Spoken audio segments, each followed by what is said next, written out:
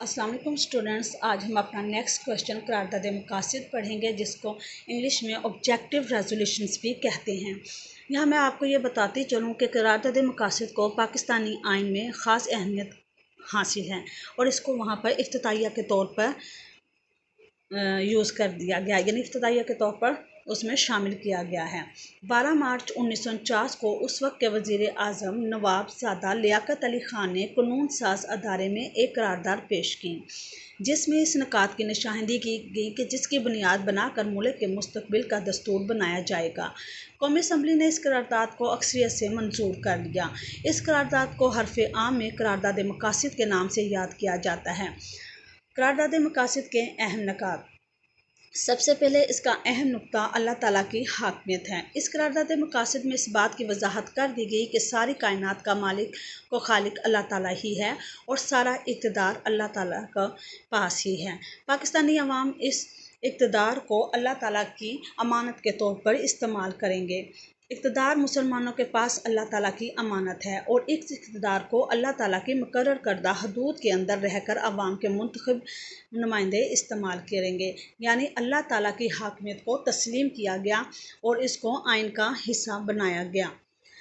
इस्लामी इक़्तिदार की पाबंदी। करारदाद मकासद में इस बात की निशानदही की गई कि पाकिस्तान में इस्लामी इक़्तिदार मसलन जमहूरियत, आज़ादी, रवादारी और माशरती इंसाफ को फ़रोग़ दिया जाएगा और इन तमाम तर चीज़ों को इस्लामी इक़्तिदार के मुताबिक ही सॉल्व किया जाएगा। इस्लामी तर्ज़ ज़िंदगी।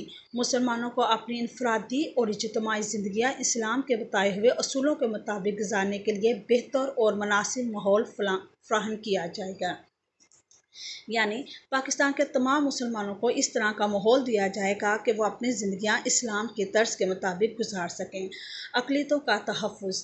पाकिस्तान में रहने वाले तमाम गैर मुस्लिम शहरियों को अपने मज़ाहिब और अक़ाइद के मुताबिक ज़िंदगी गुजारने का मुकम्मल तहफ़्फ़ुज़ फ़राहम किया जाएगा, यानी पाकिस्तान में जो दूसरी गैर मुस्लिम अक़वाम रहती हैं, जिसमें हिंदू और क्रिश्चियन वगैरह या दूसरी और बहुत सारे लोग शामिल हैं, उनको इस चीज़ की आज़ादी दी जाएगी कि वो अपने मज़हब और अक़ीदे के मुताबिक ज़िंदगी गुजार सकें।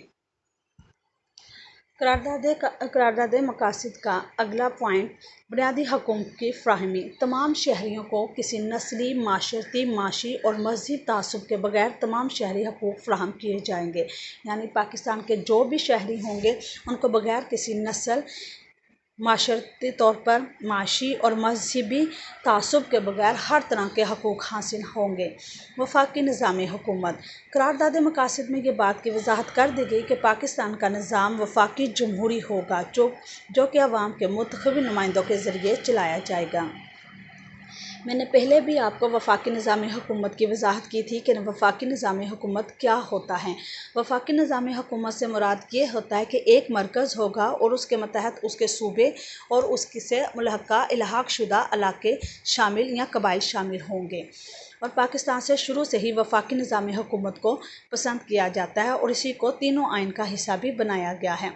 पसमानदा इलाक़ों की तरक्की। करारदाद मकासद में इस बात का वादा किया गया कि पसमानदा इलाक़ों की तरक्की के लिए ज़रूरी इक़दामात किए जाएंगे और इन्हें तरक्की याफ्ता इलाक़ों के बराबर लाया जाएगा।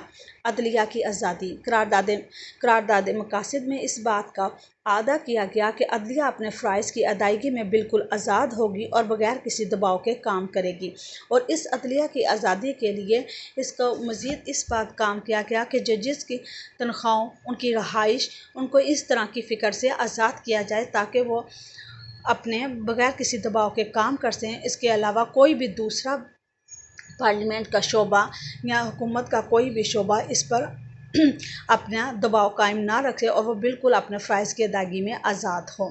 उर्दू कौमी ज़बान। इस बात की निशानदही की गई कि पाकिस्तान की कौमी ज़बान उर्दू ही होगी। ये वो तमाम 9 पॉइंट्स थे जो करारदाद मकासद को की वजाहत करते हैं।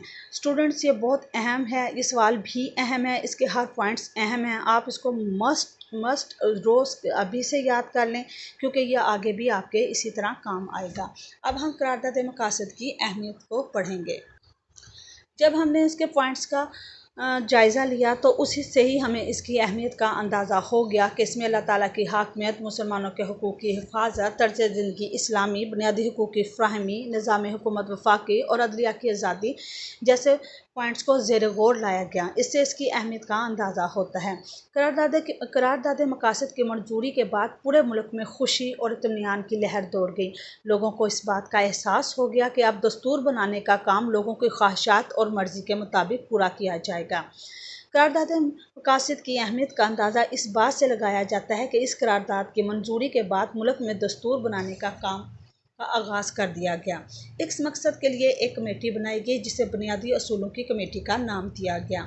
قرارداد مقاصد نے دستور بنانے کے لیے بنیادی اصولوں کی نشاندہی کر دی تھی کہ کن پوائنٹس کو مد نظر رکھ کر ہم نے اپنا دستور بنانا ہے۔